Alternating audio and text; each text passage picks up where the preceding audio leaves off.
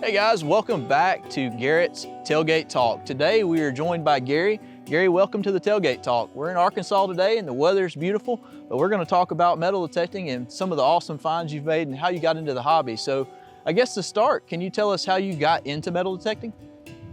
Well, I've always enjoyed seeing people do it, and I started out with a finger hut, a $23 finger hut metal detector, and then moved up to a Radio Shack metal detector, and it got more interesting because I found more stuff with it.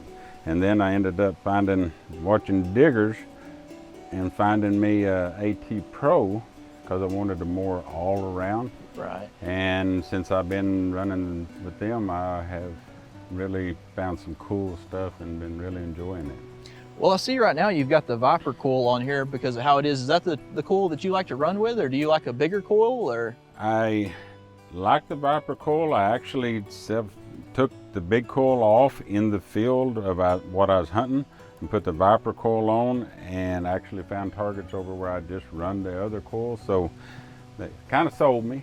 Oh yeah. And I ordered one for my wife because they're about a half a pound lighter than the 8.5 by 11. Easier to swing, huh? Yep. Well, now that we know that you like the smaller coil, is that because you're in trashy areas, or what kind of areas do you like to hunt? Well, mostly what we end up with is yards. Okay. And the big coils is kind of hard whenever they got pop cans and everything in it, so it does really help. I think that's what happened there. We was in a yard when I switched to this. And I really think that's what helps. But when I go out to a field, this is the AT Max. I use the AT Pro with the 8.5 by 11. And I tried the bigger coil, really didn't like it. 8.5 by 11 works really good for me out in the field. Right, that makes sense. Right. Well, as far as the yards go, what kind of age bracket are you looking for? Are you looking for pre-1964 to find silver? Or are you looking for older? Or? As old as I can find. As old as you, hey, I like that answer. I'm the same. When somebody's talking to me and they say, hey, my grandpa built this house, I go, you got anybody in your family metal detects? It's the first thing I ask. And if they say, yeah, you're pretty much out of luck. But if they say no, then I ask them, well, you mind if, come over and look around? Yeah, that's the way to do it, isn't it? Well, can you tell us about your favorite finds in one of the yards, or what stands out to you the most while you were out metal detecting? Well, some of my favorite finds is, for one, is a tent rope tensioner.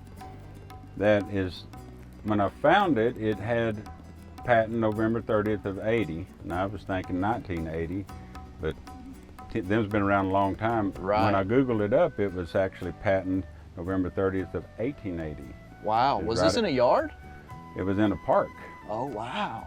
And I also found several military buttons, and we found out later that Buffalo soldiers was camped there back in the 1800s. Wow. And I found a cufflink puller that goes through the cufflinks, hook onto the cuff button and pull it through your uniform to lock it into place. And I can see right there clear as day, it says Sterling. So I imagine this was a strong signal on it. It was, and this park has been hunted to death. Wow. So this shows you it's never hunted out, right? It's never hunted out. All depends on the hunter. We've been back to it probably 25 times ourselves, and we always find something. Right.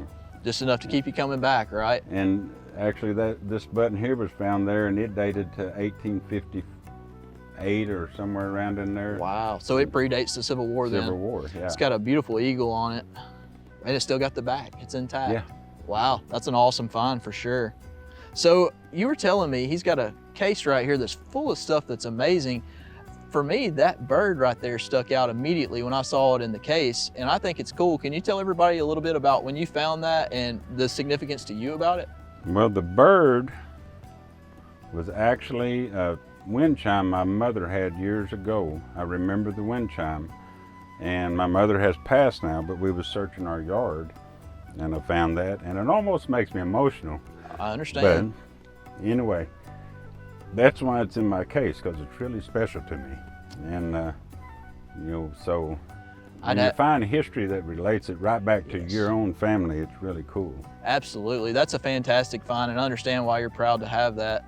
With us coming in on around 5 or 6 minutes in the interview now, I wanted to ask you if you had any tips for new beginners out there. What would you recommend for somebody that's just now getting into metal detecting? Just now getting into it, I know it's a repeated deal, but you got to dig everything. You have to watch the numbers to kind of start comparing to try to get them leveled out to where you know what you're digging. And it's going to get old real fast.